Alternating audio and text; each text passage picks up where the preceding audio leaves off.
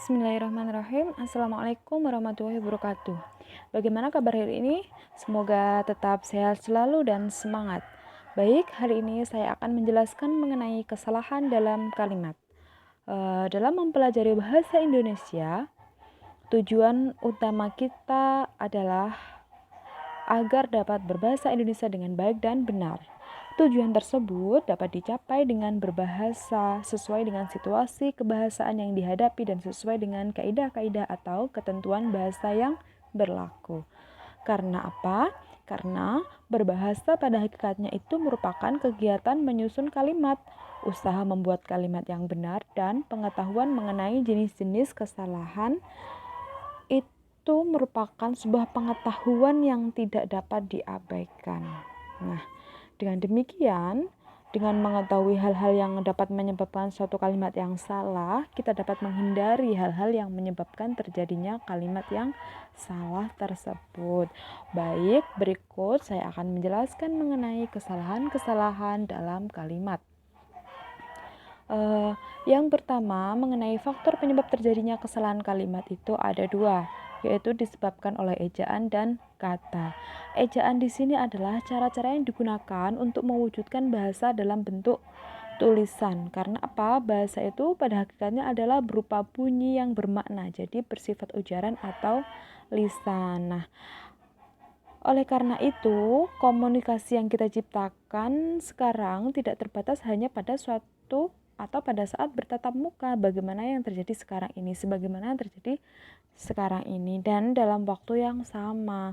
Maka dari itu perlu alat tertentu yang dapat menggantikan ujaran tersebut menjadi mudah disampaikan begitu. Nah, kemudian disinilah yang menjadi peran penting ejaan.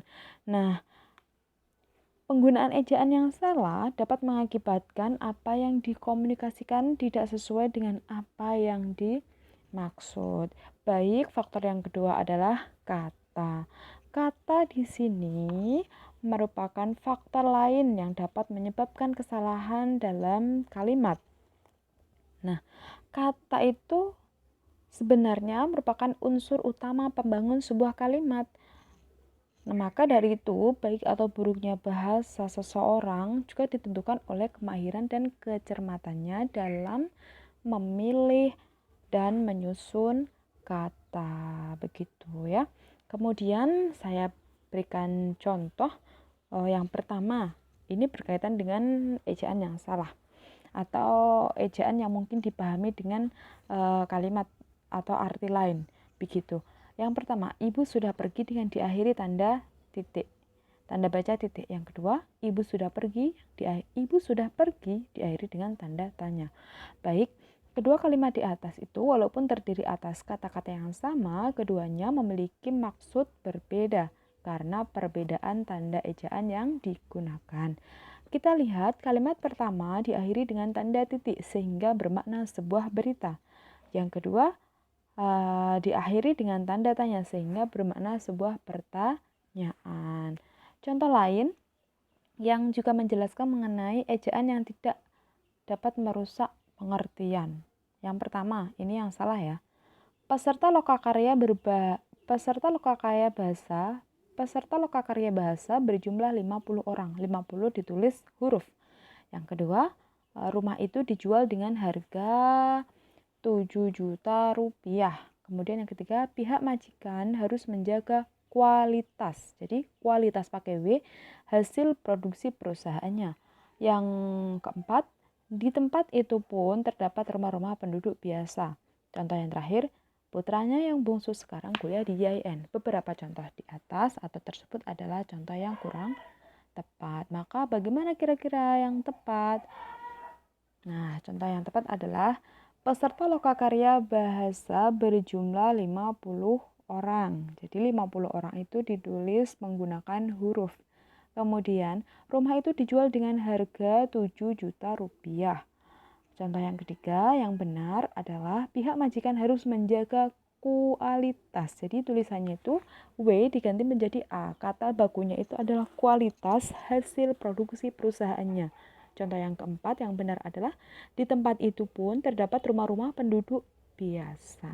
Yang terakhir, putranya yang busuk sekarang kuliah di IAIN. IAIN tanpa dijeda menggunakan tanda titik ya. Baik, selanjutnya mengenai faktor kata. Faktor yang menyebabkan kesalahan kalimat yang kedua tadi adalah kata. Kata yang dapat membuat kalimat salah itu yang bagaimana? Yang pertama, salah bentuknya. Yang kedua, salah artinya. Yang ketiga, salah fungsinya. Dan yang keempat, salah susunannya. Baik, mengenai kesalahan kalimat yang disebabkan oleh kesalahan bentuk kata, yang pertama adalah kata itu kan terdiri dari kata dasar dan kata turunan. Nah, kata dasar itu adalah kata yang belum diberi imbuhan. Ya, belum ada awalan, sisipan, dan akhiran atau diulang. Jadi kata dasar di sini adalah kata yang belum berubah pada asalnya, belum diberi imbuhan dan belum berubah dari asalnya. Jadi masih dasar.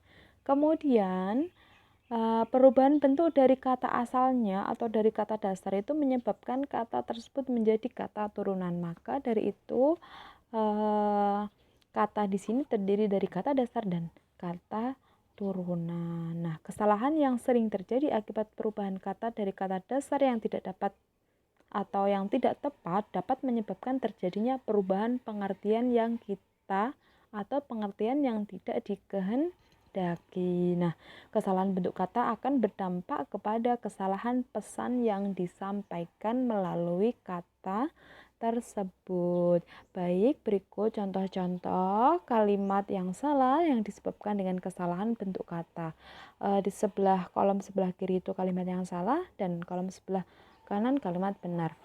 Yang pertama, saya mendengarkan sudah hampir, itu bukan hampir tapi hampir. Saya mendengarkan sudah hampir 2 bulan ia dirawat di rumah sakit.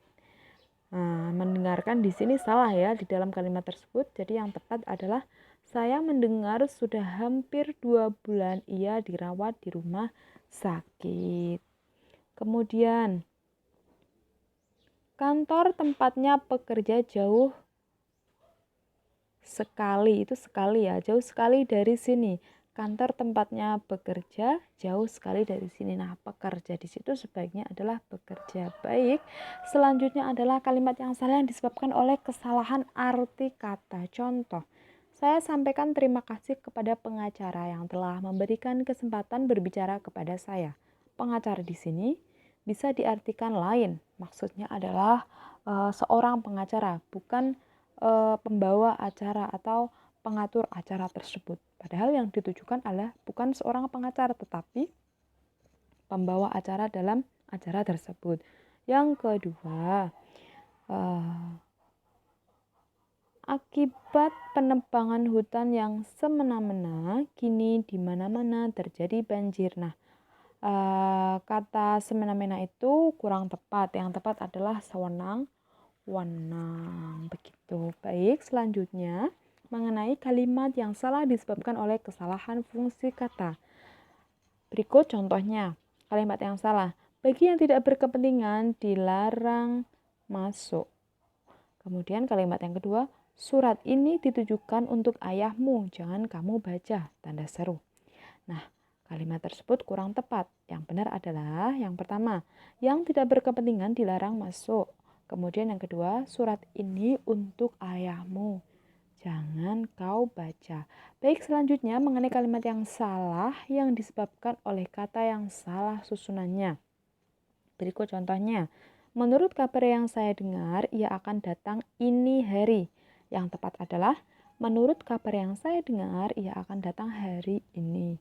Yang kedua, contoh yang salah, atas bantuan Anda saya ucapkan banyak terima kasih.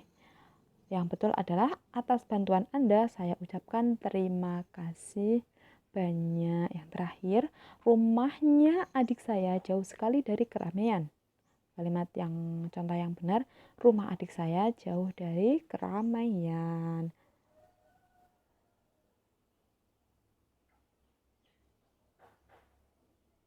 Baik, kurang lebihnya mohon maaf. Itu saja yang dapat saya sampaikan. Wassalamualaikum warahmatullahi wabarakatuh.